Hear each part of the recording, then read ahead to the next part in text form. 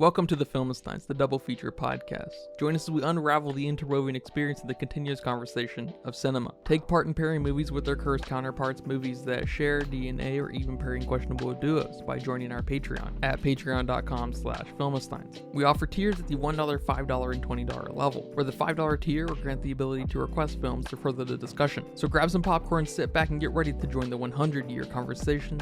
This is the Filmistines, where movies are more than just entertainment, they're an experience.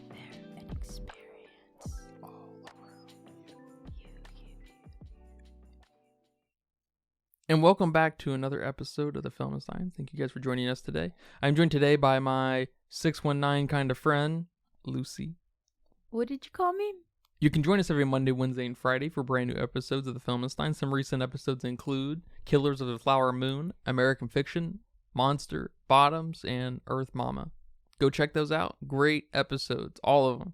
Remember to leave nice comments, thoughts, and ideas over on our Patreon at patreon.com/filmistines. Come support us, come subscribe, come request a movie. Thank you guys for all your support. Are you stressed and filled with anxiety like I am? Maybe in a bit of pain from that car accident you had a few years ago? Well, the sponsor of today's episode, Hempville CBD, has us covered. They have the highest quality products created by chemists and doctors. Hempville carries everything from CBD to THC dispensary grade without those despicable dispensary prices. Order your Delta 8, 9 edibles and vapes along with the THCA flower and get free shipping when you spend $50 or more at hempvillecbd.com. Check out the link in the description for more details. But today we're discussing Sean Durkin's 2023 film, The Iron Claw. I wanted to start off by saying that this was one of maybe 3 movies that I really was excited to see in 2023. Probably Beau's Afraid, this, and something else I can't remember. And I hate to report back that this movie is not great. It's okay. It's a beautifully made film, great production, has some great moments, but it just didn't speak to me very much at all. And I think it has some problems that we will discuss here today. And I like wrestling. And you don't have a big history with wrestling, right? No, not whatsoever. So I'm very curious how you took this movie. What do you think of this? Yeah, I knew nothing about this movie whatsoever besides Zac Efron's funny little haircut that I saw in a trailer very briefly one time with Jeremy Allen White and Harris Dickinson, and, you know, their little funny haircuts. But that's it. I didn't know it was a wrestling movie. I didn't know anything. I just knew that mainly Zac Efron and Jeremy Allen White were in this movie, and they were buff as fuck, and they had weird-ass haircuts. I didn't know when it took place. I didn't know it was about wrestling. I didn't know anything, which now explains why they got buff as fuck, but I didn't know that. I was just in for a ride, wondering what they could possibly be playing like that. And watching the movie, I guess after the movie, I wanted to like this movie more than I actually did. I mean, you have 2 really great actors, and right now with Jeremy Allen starting in The Bear, I'm anxious. I'm waiting to see what he's gonna do next, especially after Shameless too. I mean, he's amazing. I love him in both shows. He's my favorite character in both shows. So you have 2 great performers, and of course the rest of the cast. I mean, they weren't too bad, except maybe the 2 ladies here were not so great. But it was also a biopic, and I'm a big biopic person. I don't care what it's about. You could be wrestling, you could be, you know, inventing Cheetos, you could be, I don't know, doing drugs, whatever. I don't care what the biopic is about. I love a good biopic film. So I was a little disappointed that this wasn't as good as I was hoping it was. I totally agree to a lot of what you just said, especially with Jeremy White. Man, he's gonna have quite the filmography in the years to come. Because even this is not a sore spot as far as performance goes. I think he's a little underutilized. Yes, agreed. I also think Zac Efron's a little underutilized here. He's got something under the hood that's having a hard time coming out because he's just not working with the right folks yet. Sean Durkin's not it. He needs I'm curious what's about to come out of your mouth next. He needs the guy who did Pig. We need a Zac Efron version of Pig. Yes. You know, just that director. Yes. I can't remember his name. His Michael something, I'm not sure. There was a lot missing here. We seem to forget the individual kind of characters and personalities. Everyone started to become just a singular caricature of themselves. Because I feel like the movie started off really strong with introducing Kevin, of course, and his relationship with his brothers and this, you know, dictator of a dad. His start with Pam. I think arguably the best scene was probably with Kevin and Pam when they first met at the diner. It definitely gave the most kind of context of where Kevin's mind is at. And I've never heard someone explain wrestling in such a like romantic, poetic kind of way. Because we all feel that, you know, us wrestling fans, you know, because I think wrestling does tend to be one of those funny sports that you grow out of for a lot of people. Not everyone, of course. Or ebb and flow through it. You know, it doesn't speak to people quite like football, where it's sort of a religion. Quite on the same scale, I should say. I think there's a little bit more of an ebb and flow with wrestling fandom. And I think that's very easily traceable because there's different eras in wrestling, whether that's like the Attitude Era or your D-Generation X era or your John Cena era or your different shows like TNA and WWE. So it's different than something like football or soccer, I think. But it's one of these funny things where people who don't get wrestling, they jump to, well, it's fake, it's scripted, they're not fighting each other. No one's pretending they are. You know, it's this performative thing. So I've never heard someone on or off screen describe wrestling in such a way, you know, because we all kind of feel it because we always hope for our superstar to become huge on their brand, right? So I thought that was a very powerful scene. I'm trying to put it in the context of this being their first like date. Makes it feel kind of weird. I like the scene a lot, but it feels like these people should already have a little history together, not living with each other or whatever, you know, knowing each other for years kind of thing, but it feels a little fast, like a lot of this movie. But as soon as we kind of establish all of these relationships, we forget there's like more to people than what's presented. And then not to mention, there's some characters who are just almost completely forgotten, like the mom and Mikey. Yeah, I definitely agree with you there. The introduction is so strong here with the dad, the kids, and then, you know, giving us Kevin's perspective and point of view on his family. I mean, the dad's introduction to his personality is awesome. I mean, here they are at the breakfast table, and the dad is like, okay, you know, Carrie's my favorite, then Kevin, then blah, blah, blah, then Mikey, but it can all change. And you're like, who the fuck says that? What parent actually has a list in order and then has the audacity to say, but it can all change, so fucking fight for it? Which is, that, I mean, full stop, that's probably the dad's best bit right there. Yes. And it sucks. Because in retrospect, you're just like, there was like unlimited potential in those 2 or 3 lines, you know? I was like, who's Carrie? You know, who is this Carrie character? Who are these? Why are they like that? Yeah, definitely. And the first date that Pam and Kevin have, I kind of liked it. It did feel a little like, I mean, like you said, they're talking about these things already so fast, but I kind of liked that because it helped put Kevin in this space of, he doesn't get out much.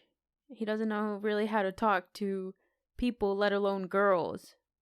You know, he's all about his family, his brothers, his training. So having this outside interaction with somebody else that's not in his immediate life is probably a weird situation for him. So, you know, I felt a little bit of that maybe ramblingness, big topic conversation, as he doesn't really talk to people and he just wants to get to know this person right away. So I kind of like that. I'm not sure when I felt that the film started losing a lot of what it was trying to say. Maybe after they get married is when I'm pinpointing it. I was going to say as soon as Carrie gets in the picture. Oh, okay. Okay. Like when he comes back after the Olympics get canceled. Yeah. The wedding scene is, I think, one of the stronger sections of the movie. That's my favorite part, the wedding scene. And I dare say, even in some of the weaker parts of the movie, I think all of the sections where we have this, brotherhood banter and stuff, it's really good. It reminds me of, Little Women, where we have this unique kind of chemistry between these characters that's really fun to watch. Yeah. And I'm totally on board with the kind of family expectation, the dad's expectation of these boys. And when they're together, it works. I don't want to see these boys suffer, and they're all suffering in different ways at the same time for the same reason. But individually, they never really seem to give enough of anything. For the most part, there are some sections, of course. Like that one scene where right after when David dies and they're outside on the porch, the dad and the boys, and the dad's like, all right, who's going to replace David, basically? And Kevin and Carrie are kind of arguing over it. And it's just not good. Like, it feels totally unearned for both of them. Like, I haven't seen anything from Carrie. First of all, I don't know why I'm supposed to be thinking that he's up for it. Yeah, like I don't even know who Carrie is, And Kevin's kind of a bitch, and clearly it's like he's clearly manipulated by his dad and doesn't want this. I'm kind of getting this feeling of Kevin is just this better form of his dad.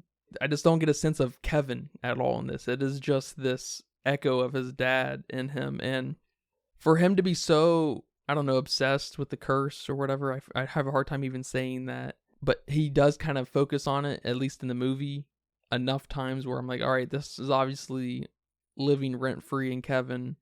He doesn't seem to think too much for himself, to like worry about things like that. There's just like a weird imbalance where he's completely motivated by his dad because he is forced to, more or less, but he worries about stuff. I don't know. Like, I feel like he should, if he's gonna be his dad, he just needs to commit to being his dad. Does that make sense? Yeah, that makes sense.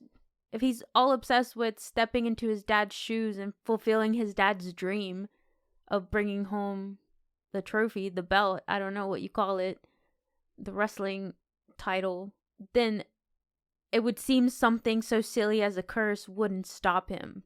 But then again, he is a victim to his dad's abuse. So maybe that's what we're feeling there. And it wasn't written in a cohesive way to let us know that Kevin is struggling with this. And he's actually really fucking scared about the curse. But still is in this abusive relationship with his dad that he can't break out of that. But the curse frightens him so much. Especially after having a wife and kid. It almost seems like for people, at least on TV, for people that now have someone to look after, they start caring more about things happening to themselves. Sure. And because of how the movie kind of lays itself out with Kevin narrating a little bit and everything, you'd think we'd see a little bit more of what's happening inside Kevin. It would be less of ultimately the family problem of the curse and his brothers dying and this dream that they have, this collective dream, and more of the weight of it all. Kind of like Society of the Snow, where it's hard to tell a story this big. This is a big ass story. I know even Sean felt like he needed to cut one of the brothers out of the story, which is crazy because if you're going to focus on the family, I feel like that's sort of an essential part of the story. Especially if you're going to call yourself a biopic, you need to at least include the fam. Yeah, and I think he should have. I feel like that's the only obvious route to go if you want to, go the biopic kind of naturalistic, factual route. For the most part, I guess, minus these ethereal heaven like things that happen on the back end, they're fine. That's a little A24 flavor coming out, right? Understanding the box of making a movie, TV show, or whatever, or is essential to any craft, right? Your limitations are not always so apparent, especially when you're in the throw of it, but need to be understood intimately. And knowing there's just no possible way to run through 10-ish years of really chaotic stuff happening at a chaotic kind of time in wrestling history in 2.5 hours, it's going to come with some problems. And so you need to kind of focus in a little bit. You can get a lot of that told tangentially, especially if you are already familiar with the history, which we are forced to kind of deal with anyways, because Sean Durkin obviously expects us to have done our homework a little bit, because there's a lot of missing parts. So you might as well make it much more intimate and just keep us trapped in Kevin and make us devastated when everyone dies. Yeah, I hate to say that the losses here didn't kill me like they should have. They didn't break my heart like they should have. I mean, these are really awful things to happen to these young boys. I mean, suicide is one of the worst things that us as humans can do to ourselves. And it's always such a sad story when someone feel like that's how they need to end everything. That's how they need to solve their problems. That's so sad. And this movie didn't pull at my heartstrings there. I mean, I wanted like this intense shot of Jeremy Allen White as he's like about to pull the trigger. Or maybe him stealing the gun. I don't know. Just something to trigger me that triggered him. Or some really intense nightmare from Kevin. Him finding Carrie's body. Maybe we never see Kevin. Maybe we never see Carrie, behind the tree or whatever. And when it happens, but maybe later that night or weeks by, Kevin's dreaming about it, and it's something. It's a sort of insinuated version of finding his body, kind of thing, or even hearing the gunshot. Some kind of way to make it super shocking and haunting. Because I'm sure that was not pleasant to find, Yeah. or to hear and find. Yeah, especially, I mean, that would make so much sense in this movie, especially it trying to embrace these curse elements. A nightmare would go great. I mean, just, maybe throw in something that represents death, like, in those dream books you find, or I don't know, just something like that. Maybe not so quite as cheesy as I'm saying, but that would be great. Yeah. And the whole time you're like, what happened? Did it happen? Oh my God. Make us feel some of the trauma. Make it feel like that Kevin's living hell on earth, because then we can balance that with exactly bookending when the brothers come together in the afterlife. That can make that feel kind of bittersweet. But instead, it feels a little jarring because we're trying to parallel that with them hanging out, in the real world, having a good time, getting shouted out by friends or something. And then we see that same pond dock area at the end, and it's just, that's weird. It's like there's nothing other than the location. There's no importance to this place. Right. It's bizarre. It's a little manipulative in that this was, I guess, a place where they had good times. That's fine and all. And then this is where they meet in the afterlife, when there wasn't any real cinematic setup or resonance for us to even care, because I liked the scenes where the brothers were together, but those are the kind of bookend moments of their energy just bursting out. There's not a lot of details there as far as who they are to one another, right? Like the one right in between the wedding where David's throwing up and Kevin, they have a moment and stuff, but it immediately becomes, I don't know, like meaningless, because it just becomes, well, I hope you do great in Japan. Dude, I don't know. It's like, these guys aren't idiots, I'm assuming. He's throwing up blood. 24 hours later, he fucking dies from whatever in the hotel. It's like, this is it's just, this could have been a moment. It almost was a moment, and then it became, I hope you do good in Japan. You know what I mean? And then they have explosive moments all together and on the wedding floor and stuff, and it's just like, what? I wish we could balance that explosive, innocence, boyishness with the expectation and trauma and neglect that they get collectively from home and stuff. Like, I wish there just wasn't enough or much character at all between these guys. You know what I'm saying? Yeah, I completely agree with you. Like, the individual dynamics are missing. Because it almost felt like we had something when Carrie is learning to fight again, to wrestle again, while he has a missing leg. And they're in the ring, and it's right before Michael is about to run off in the woods and die. And there could have been a moment there. I thought there was going to be a moment there between Carrie and Kevin. It was just like the bathroom scene. Yes. Where we had this initiation. Like, Kevin's about to show him that whatever his dad wants is not what's going to happen. It's not what needs to happen. And it's a great parallel after just having had that conference, whatever it's called, with Michael after he recovered from his coma. And then Michael being forced to say, like, I will be back on the ring. And that they could have made that a parallel now, talking to Carrie about it and making us see that Carrie's also struggling with this. Michael doesn't want it. Carrie doesn't want it. Kevin doesn't want it. But it was just so lame.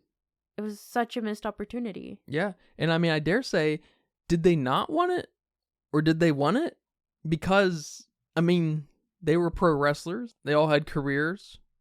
You've got to be, very passionate and dedicated to the craft. So, like, I don't know.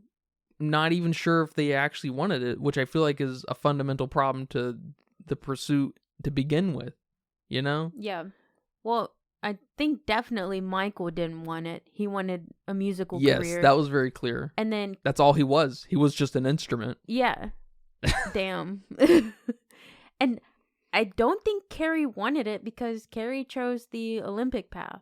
And the only reason he started training again was because his dad said, Carrie, now that you're not doing the Olympics, what about wrestling? And he's like, sure, Dad, of course. Anything to please you. So that wasn't even in Carrie's career path like it was Kevin's and David's. And we should have gotten some kind of, just chaotic response from Kevin internally, at the very least. It doesn't need to be outward and at his dad or Carrie or whoever. Just like, God damn it, Carrie, I'm doing this, this is my thing. Yeah. And you can love your brother and do that still. So it's just like, you're obviously butthurt. Yeah. But show me that. Or you should be obviously butthurt. I mean, I think Zac Efron did a great performance, though. Yeah, I agree. I just feel like there's like 1 or 2 minutes missing in every single scene, We're just missing a third or fourth of this movie. No, I definitely agree. And back to what you said a little bit earlier, I was reading that he completely took out a brother. Apparently that brother's name is Chris, and he was the youngest brother. Completely took him out. What? Who does that? That's a bizarre ass decision. And apparently it was because his role was so similar to one of the other brothers that, he also killed himself. He also committed suicide, that he felt like he could group that in. I mean, that's weird. That's kind of weird. Yeah, I hate to say it, but that is freshman cinema 101 kind of storytelling. When you have this redundant character in a freshman 101 cinema class, right? You need to consolidate your redundancies. You need to figure out why they're redundant and what makes them, unique from one another, and then figure out the optimal path to take. That's kind of just your foundation for storytelling. That's your so-called academic manufactured form of storytelling. But when you're telling a real story, when you're pushing cinematic boundaries, of course you should be aware of redundancies, right? You don't want actual redundancies, but these two people were two different people. These are very real people. Yes, they were real people. This is a movie about Brotherhood. This is a biopic. And this is also a movie about how cursed this family is. Yeah. So what if it's another suicide? Throw him in. That looks even creepier. Yes. You cannot run that curse home hard enough. You need to overstate the fuck out of that curse. All right. Yes. Especially an A24 movie. You need to hone in on that ethereal, deeply character thing. It's fundamentally important to this story. Yeah. That's a massive mistake. Yes. That he made. Yes. Or someone along the lines, yeah. And I guess if you don't know, you don't know. But at this point, it's getting out that you completely missed a brother. Especially at this story. It's the Von Erich family. That's, supposedly really important to wrestling at this point. So you can't just forget a brother. It's like doing a biopic of the Kardashians and not including, I don't know, Kendall. I don't know. Or I guess at this point, it's a little bit like that, actually, now that I say that, because everyone's so shocked when you find out that there's a boy Kardashian, Rob.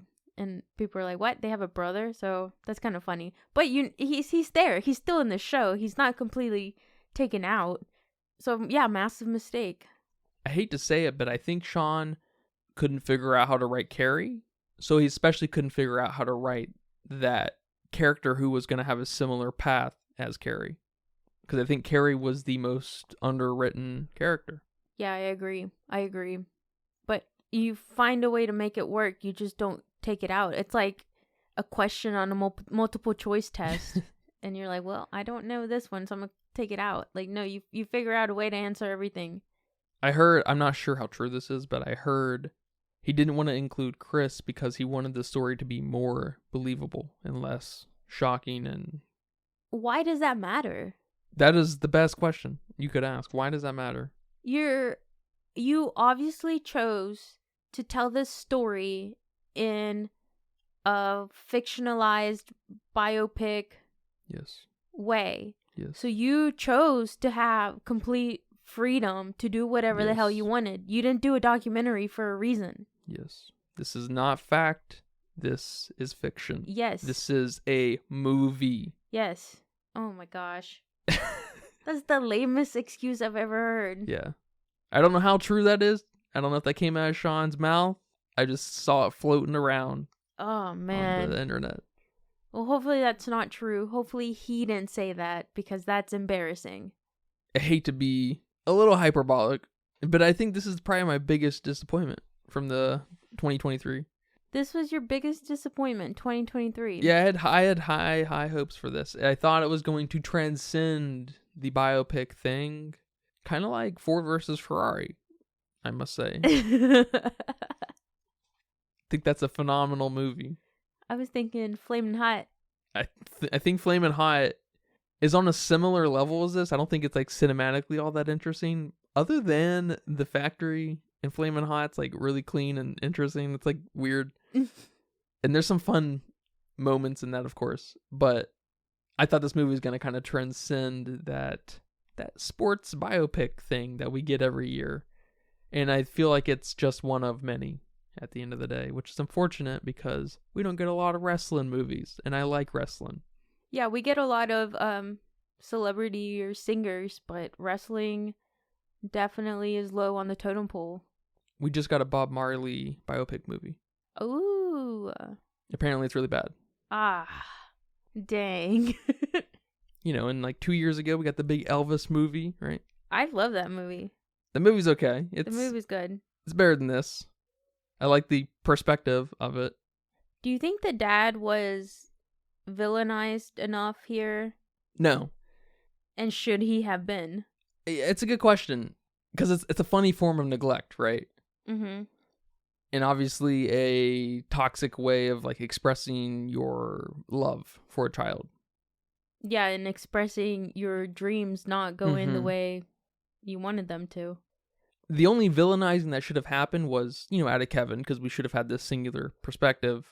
But it should have been this balance of him idolizing him, because he is kind of the budded offspring of his dad, more or less, but also resenting and despising him, especially because he's never the favorite. When he definitely kind of puts the most work in, as far as we can tell. Yep. So there should be this balance of him villainizing him and idolizing him, and it definitely shouldn't come from like his actions, the dad's actions.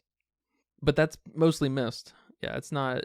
I don't have enough to really say when we're one way or the other. If I would have liked it more if he was just more of a dick, or what. Yeah, I had a problem with the scene where Kevin chokes him and is about to kill him. I mean, I understand that he's so upset seeing his brother killing himself. I mean, yeah, obviously. But it just, I don't know. It felt like it came out of nowhere. Not a lot of setup. Yeah, it wasn't a lot of setup with the way we should have been feeling about his dad the whole time. Obviously, his dad's a dick, but we know that as the audience. Does Kevin know that? Does Kevin know that enough to want to kill him? Yeah, it was totally out of left field. Totally. It's like you knew this about your dad the whole time and you never stood up to him. You never had these thoughts about him. So what? That was one of those instances where I was like, well, I guess I'm supposed to know about the history of the Von Erich family like in real time. Like I'm supposed to do my homework or have lived it. And I'm just like, well, that's sort of defeats the purpose of the movie. Yes, and if you're making choices like cutting out a whole entire brother, how are we supposed to trust you now? That this is what happened, or that this is how the Von Erichs are feeling.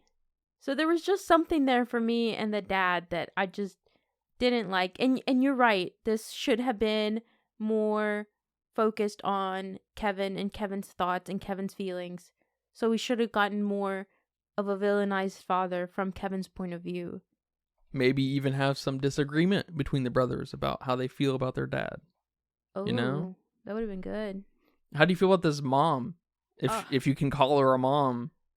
This is the worst mom in cinema. I don't know if that's fair for me to say, but after watching this, I mean, did they not know how to write her, or was she just really this absent mom that didn't give a fuck? I mean, we have this scene where Kevin's trying to approach her and tell her like, hey, dad's being a little too rough on Michael, can you say something please? And he should have added, before Michael fucking kills himself. Yeah, more like absent-minded. Was there a thought in that mom's head? Could she use her fucking mouth for once? Yes. You know? Yes. I get that you have this asshole of a husband, like, but can you give us something? I don't know, fear, crying, like anything. Yes, and then we have this other scene where Michael's like, hey, I'm gonna go play at a party or wherever, whatever. And she's like, you're not going. It's like, what, now you're stern? Now you have a say-so in these boys' upbringing? What? So I don't know. I didn't like the mom. It wasn't like that it was a bad performance. She just wasn't written well, or if she was meant to be this absent parent, then she did a great job. Yeah, I don't. Every time she was on screen and would have some kind of response, performance, I'd always just be like, what? Like, what is this character? I don't know. Yeah, definitely agreed. And the scene where she's about to go to, is it Carrie's funeral? Is that the second funeral we have here that she's about to go to? And she has to put on this dress again. And she kind of has these feelings of, what will everyone say if I wear this dress twice? That seemed a little silly to me. I don't know if it was she's so hurt and so traumatized by losing a child that, you know, not everything's clicking in your brain. And, you know, because I get that. I get experiencing loss and not fully thinking what you're saying and how something could just be so silly right then and there. Or was she this bad of a mom that was her main concern at this time? Like, I don't know. It was just weird. Yeah, and that was her big piece. That was her moment in this movie. Yeah. I was like, what the fuck is happening? Yeah. I did not like that character at all. Just from a performative written piece, it was just not good on Sean's part. Yes. I'm not sure who she is, but she obviously did what she was asked. What she was told to do, yeah. So, I don't know. I don't think I've ever seen a Sean Durkin film before this. And I'm going to have to say I'm not a fan of his characters based off of this. This bums me out. It bums me out. I know, it bums me out too, because, I mean, like I said, I'm a big Zac Efron fan. Ever since I was little to now, I love everything he does. He's got crazy potential. Yes, he does. And Jeremy Allen White's got crazy potential too. Well, we already know him. Yeah, I was so excited. Yes. Like, he's escalating so quickly in my list of rising actors that I was so excited, but it was a big letdown. And he was so right for this type of role. You know, he doesn't play a nice guy. He doesn't play a charismatic guy. Even though Lip Gallagher's like the best character ever, he's roughened. He plays these characters that life kicks them in the ass. Just like here. This was perfect for him. It just wasn't directed so well. It wasn't written so well. Yeah. For him to transform into what he does. Even that scene where he's, goes out on his bike and he's, we get this beautiful frontal shot and one of the road and stuff, and it's like really fun. And then it just ends. And then, he wakes up and we see that he's without a leg. It's just like we went from, I get what happened and some time went by, of course. It was like a year or two, right? But that transition was just terrible. I don't know how else to say it. I'm not sure how I would have fixed that. Yeah, when that happened, I was a bit surprised that they were, because I thought he was gonna die. I thought he was a goner. So I was surprised that they would kill this character so quickly after we just found out that David died. And then to find out he wasn't dead, just he's missing a whole foot. And that left me a little bit shocked, but my feelings on how I felt watching this weren't very cohesive. So I felt the right things, I think. Well, it was a little bit manipulative because he got out of bed, he had those scars on his back and stuff, beautifully shot from behind. He's getting ready, and then we see that wide shot of him walking, into the kitchen, real kind of symmetric like, and he's missing a foot. It's really beautifully shot. It's nice, like, set up for that specific, 5 seconds of the scene. Mm-hmm. Because it lets you kind of linger on it. That's an important part of feeling. I don't know if anyone knows that, or especially Sean, but it's like we just have all these pit stops we know we need to hit because we all know the Von Erich story. So we got to hit it, and then you know the rest, kind of thing. And I'm just like, I don't know. I wasn't alive. I was only a fan of wrestling from 2005 to 2014. So like there's a lot I don't know. So I need a little bit more. Yeah. This kind of makes me really want a Selena style Netflix show. Yes. Right? The Selena movie with J-Lo is dog shit. Yeah, it's trash. J-Lo's not an actor. Just not gonna go out there and say that. Or a singer. I ain't yo mama. But we saw that Netflix show come out, right? That was awesome. And it's really surprising. It's great. It really is just a great show. And I could very easily see this going through that treatment, 6-7 hour and a half episodes, right? And it easily being one of the best Netflix shows ever made. Yeah. Shot in a similar way, very cinematic. Keep the same actors. Yeah, I definitely agree. A miniseries, for sure, would have been awesome. Could be. Still could be. Just pretend this didn't happen. Yeah, there's always another, take for sure. But how did you feel about the physical transformations that these actors had to? Well, I know Zac Efron has some history of like taking it too far or whatever, steroids, whatnot. He's just trying to play the role, right? Yeah. Method acting. It's wild, no doubt. They look like gods, right? They look totally inhuman. Yes. As wrestlers, a lot of them do. That's also true. I was wondering, is that what Jeremy looks like under his chef outfit? You know, because I'm thinking, do we see his arms in the show? I'm not really sure. And I think they'll be filming that this part of the year for 2025, the third season. So he's probably still going to be kind of big. So I'm very curious, like, how fast do you transition? I have no idea, but I do know Harris Dickinson, he's that skinny model from the Triangle of Sadness. Oh. And so he got pretty jacked too. It's crazy. It's awesome. I mean, all three of them had to. That's crazy. It's awesome. I mean, I there's no way it's fucking healthy. However they did it, there's of course makeup and a little bit of CG here and there, making them look perfect and everything. That's always an option, especially with some talented artists, right? But the abuse that they must go through on their body it's unbelievable. It's definitely something to admire on one level, but is it too crazy?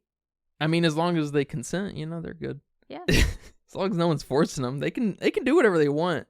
I mean, I guess it's not too undifferent than, Joaquin Phoenix doing the Joker. Yeah. In the other direction. Right. Yeah. I mean, yeah, I've always said how much I just admire that commitment and just how people really commit to the roles. And just the ability to be able to do that to your body, that's awesome. I've been trying to lose weight for the past 10 years. You know what I'm saying? Yeah. So that's awesome. And I'm sure that they, of course, have the means to hire people to guide them through this process in a healthy way, or at least in a monitored way, that they get checkups, they get what they need to get. And I know from the little bit of research I did for this movie, Zac Efron talked about how restrictive his diet was and that he just couldn't wait to eat cookies again. So that dedication is awesome. I think he's notorious for taking his diet and regimen of exercise and steroids and whatnot, is he takes it into his own hands. Oh. And I'm pretty sure he has some kind of controversial history of abusing substances and shit. Yeah, I don't know. I'm not too sure either, but I mean, know. he can do whatever he wants. Yeah, that's also we fine. need to legalize drugs. Let's just fucking get on with it. I don't think we should. We can all look like Zac Efron. I don't think we should all look like Zac Efron. Oh, okay. Because, don't get me wrong, I love me Jeremy Allen White, but when you're short, you look weird when you're that bulky. That's fair. So, I don't know about that. But what about the hair? Oh, I love the hair, especially on Jeremy and Harris. When you don't have wavy, curly hair, the mullet-oriented thing is funny looking. Like Zac Efron's hair is funny. Yeah, it's super funny. I was reading that Zac Efron and Harris Dickinson's hair are wigs, but Jeremy Allen White had to grow his out and get extensions. And I guess he got permanent extensions, not clip-ins, I guess is what I'm trying to say. So they were there for the whole time he was shooting. So he just talked a little bit about how embarrassing it was to walk around like that, and he had to kind of stuff all his hair in a cap. Oh man, he owns it. Yeah, he owns it. The curly hair, you can so do much better. Yeah, yes, totally. Agreed. But I like that. I like the wigs they gave him. They just look so goofy, but it fits with the times. I mean, you look at the pictures of the real Von Erich boys. Yeah. And that's what they look like. Yeah. So, I mean, good job. What about the costumes and like the wrestling underwear? I don't know what it's called. Does it have a name? The wrestling attire, outfits and costumes. Yeah, totally. That's what they are. That's nothing special. I mean, they're awesome. They're real performative, and they only get more crazy as time goes on. Okay. Wrestling outfits are as iconic as characters. Oh. Ric Flair's, robe, his mini robes, and his woos, and his walk. It's all a package deal, man. His hair, Ric Flair's hair. Yeah, man. Did they do a good job portraying him here? Yeah. Yeah. I think so. I'm not familiar with young Ric Flair. I saw old Ric Flair. They brought him back, and he wrestled for a year, maybe. And they let him win and everything. Oh, yeah, that's so nice. It's cute. I don't know how I feel about, like, bringing these old guys back, because, like, it's almost It almost feels kind of pity-ish. Oh no. I don't. But we love them, you know? Even I love Ric Flair. I wasn't there in the beginning, but I know we collectively love Ric Flair, you know? Gotcha. Kind of thing. I heard The Rock is making a return. Not that he's getting old, I guess, but he's not Ric Flair age, but no, all the outfits are great. Totally. The rings are fun. I love the imagery of wrestling, the arenas, and just how performative it all is. You know, it's like boxing, but a little bit crazier. I love it. Does this movie make you want to watch wrestling? It's basically a soap opera with fighting. Not totally unlike anime, just in real life. And the audience, on some level, helps decide the winner. That's crazy. Yeah, I wouldn't mind watching it, but I feel like if you start watching it, you have to commit, just like a soap opera. Yeah. Just like a show. You know, you have to develop these relationships with these characters and the love for these characters. So that just sounds like a commitment. It is a commitment. You have to watch, you know, depending on the time of the week, depending on the era, right? But Raw, SmackDown, NXT, ECW, right? It can be the pay-per-views that happen every month. They're like $60 too. They're expensive. Oh man. Well, I think they do the subscription thing like Netflix does now. Oh, okay. You know, so it's like, all right. There's probably no better time to be a wrestling fan than right now because you can watch all the old shit. Pretty awesome. I missed that. It's definitely a commitment, but you know, specifically you and lots of folks out there will never have the same love for people like Batista, right? Batista's my dude. I hope he gets everything he wants out of the world, right? I want him to be in every single M. Night film until further notice. You know what I mean? Yeah. He's always been my dude, my favorite wrestler. To this day, I don't think he wrestles anymore. But he's my sports team, you know? And there's something kind of, you know, unlike football where, you know, it's your team, of course you have your favorite players, you have your favorite wrestlers and they go on and do different things. And so there's just a transcended kind of thing that happens there. Same thing with The Rock and, you know, John Cena acts a little bit. That's not acting. I'm just saying. They're just cameos, really. Yeah, they're just cameos. He's fun, though. He's a fun personality and everything. Who? The Rock? John Cena, John thinking. Cena? Yeah. Okay. Yeah, John Cena looks more fun than The Rock. I'm just going to throw that out there. Yeah, The Rock's kind of lame. Rock, he seems cool, but I don't think he seems I don't like cool. his movies. I'm just saying. Yeah, I just want to bring up the ending moment for these boys. Not only Kevin's big final ending and the weird, completely tonal changed ending with the dead boys, the dead brothers. I didn't like either of them whatsoever. I thought this was a really bad ending to this movie, especially how strong we came in. So in Zac Efron's scene, you know, he's just sitting there crying, which nothing wrong with that. I kind of like that. And then the moment gets ruined when these two little kids come up to him and they're just the most awkward kids I've ever seen try to act and say, "We cry too, Daddy." Like, I didn't like it whatsoever. It was very awkward. It didn't tug at my heartstrings like I wanted it to. I should be crying with these three people, and I was not. I was cringing. It should have been a very beautiful moment. And I get what Sean was trying to do, you know, symbolize that his brothers are still here with him. But symbolizing that through his own kids, I don't know. It was weird. It was off. It is in line with a lot of, you know, the rest of the movie in that Sean had no idea how to write these characters. He figured out a near perfect introduction in some ways, right? Especially setting up the situation, not the characters. But he threw us in, he got us invested in wrestling into these brothers, right? But the moment he needed to get us invested in character and why we should care, because, okay, it's based on a true story, but you can't just have that be your reason of why. It's manipulative, right? You need to sell the cinematic experience, right? And so he lands exactly where he starts to stumble, and it is just awkward. It's very awkward. Is it because the kids suck? No, they just didn't earn any of this. And the kids don't help. They do hurt. I don't know what it is about kid actors that they just suck. So many kids suck at acting. I don't know what that is. And then they run off and play football, and they have, the brother parallel. It's just like, it's so bizarre. It's just not additive to Kevin, ending one chapter and starting another kind of thing.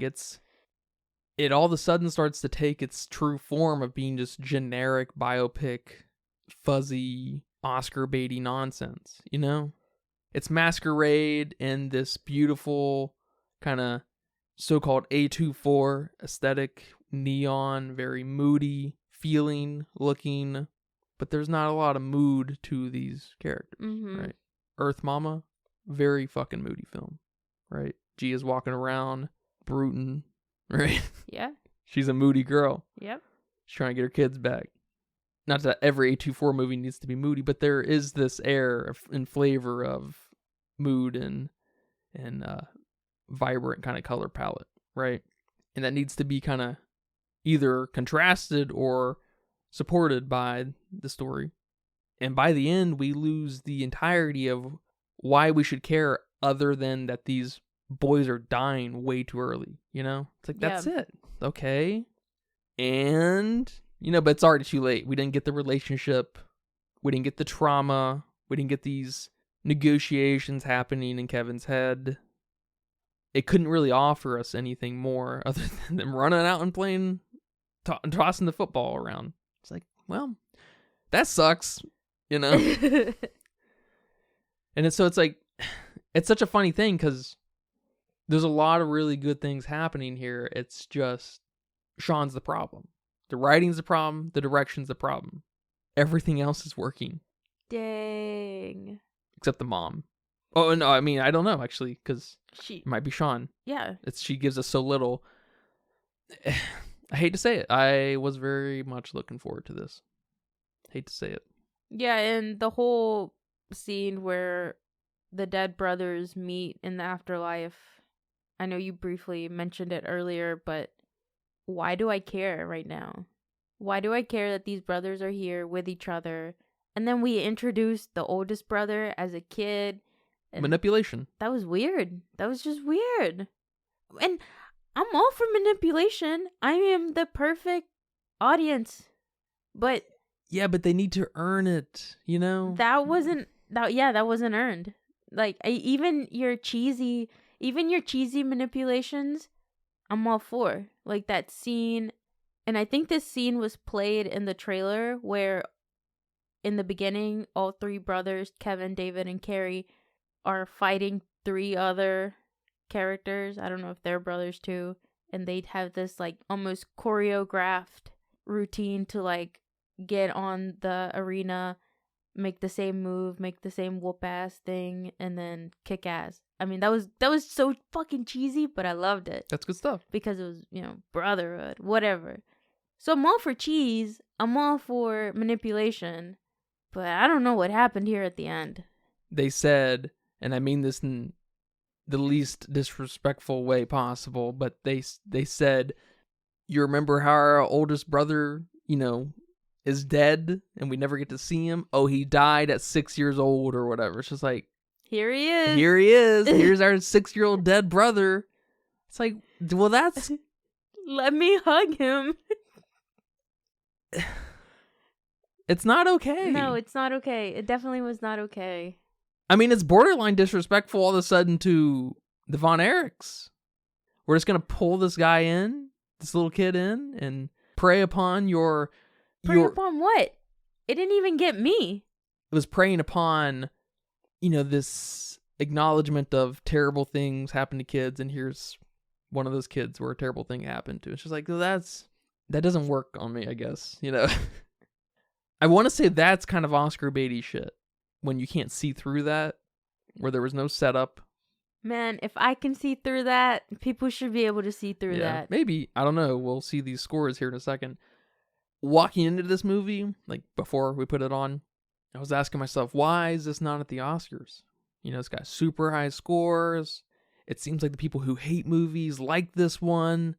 I'm like, this, we'll see this where this takes me. I'm very excited. And then I'm just like, oh shit. The guys at the Academy Awards actually know a thing or two. Barbie still got nominated, so I don't know. But damn. Barbie's fine. I want that ethereal thing in this movie. I want it in lots of movies. I think that's a very fun thing. And of course we see, we see David's ghost, I think, on the stairs at some point. Oh yeah, that threw me off. Very interesting moment. Very jarring. But we don't get this ethereal thing at any other point. And we didn't give the mom anything. Yeah. Exactly. To warrant this. Yeah. It's like even if you like manifested yourself right in front of her, she wouldn't give a shit. Yeah, like if you would have had this moment with Kevin, I would have gotten that. If Kevin would have felt the presence of his brother. Yeah. But the mom, who the fuck is she?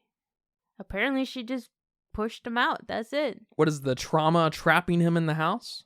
I don't know. Yeah, it's not good. It's okay, and my score will kind of reflect the level of production and performance we have here, but there's the worst fundamental problem happening, and it's Sean. Damn. Sean fucked up. Well, all right, man. Well, thank you for watching that movie with me, and thank you for talking about it here today. Thank you. You're welcome. Do you have a budget guess for me? Yeah, my budget guess is $25 million, just from the caliber of actors we have and the length of the movie. Not too many moving pieces, but enough. I don't know. Yeah, on the cheaper side, but not, horror movie cheap. I get that. But I also forgot this was an A24 film. So that makes you want to bring it down? So that kind of makes me want to bring it down, but I'm sticking with my $25 million. Yeah, the A24 guys, they know how to stretch that money, don't they? Yes, they do. They're pretty good at that. They have it figured out. They do. Well, it says here that it was 15.9 million, so about 16 million. Okay. Not bad.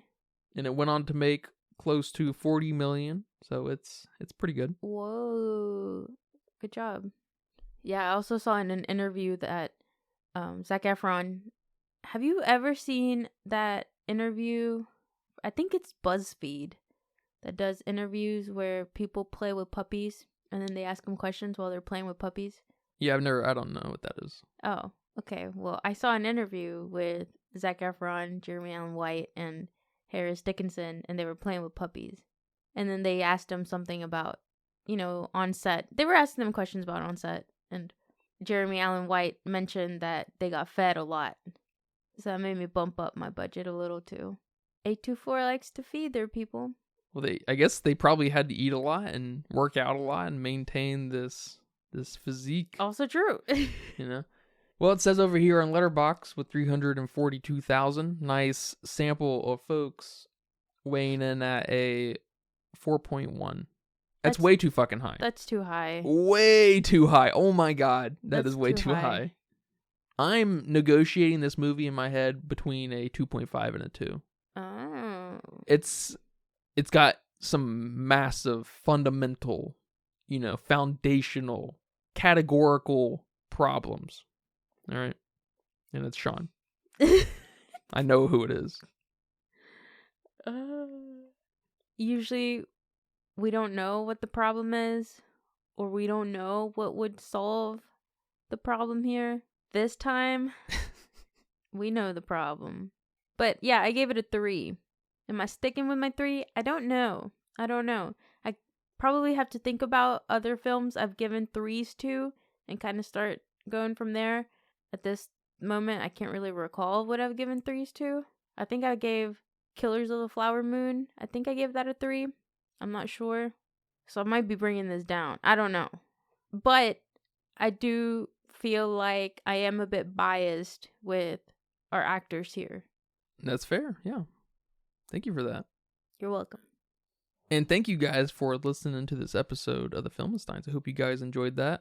That was a talk about the Iron Claw. Go check it out. Let's support A24 in every way we can. They are definitely supporters of, at the very least, interesting movies. Yeah, it's a fair watch. Go give it a shot. Remember, we post every Monday, Wednesday, and Friday on Patreon at patreon.com/Filmsteins. Google Podcasts, Apple Podcasts, Pandora, Spotify, all the goods. Thank you guys for all your support. Go subscribe, request a movie. Give $1. Give us $1 so we can go see another movie. But until next time, take care. Bye-bye. Bye-bye. And that's a wrap for today's episode of the Filmsteins. Thanks for tuning in and joining us on our cinematic journey. We hope you enjoyed the discussion and gained some new insights and perspectives in the world of movies. Don't forget to subscribe to our podcast on your favorite platform, especially Patreon at patreon.com/Filmsteins, and follow us on social media for more film-related content. We love hearing from our listeners, so if you have any feedback, suggestions, movie recommendations, or book recommendations, please feel free to reach out to us. Until next time, keep watching and keep loving the magic of movies. This is the Filmsteins, signing off.